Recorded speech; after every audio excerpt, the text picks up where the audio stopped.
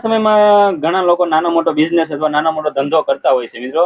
તો જણાવો ને કે ધંધા ઉપર કોઈ દિવસ ઘમંડ ન કરવો, કારણ કે મિત્રો ઘણા લોકો અત્યારે ધંધો કરતા હોય છે પણ એને ખબર નથી હોતો, જેમ જેમ આગળ વધતા જાય છે એમ એ ઘમંડ કરતા જાય છે અને એનો સ્વભાવ બદલતો જાય છે. કારણ કે જ્યારે તમે તમારો ધંધો શરૂઆત કરો ત્યારે તમારો સ્વભાવ કસ્ટમર હારે કેવો હોય છે, સરળ અને સારો હોય છે કસ્ટમર હારે, અને જેમ જેમ તમે આગળ વધતા જાવ છો એમ તમારો સ્વભાવ બદલતો જાય છે.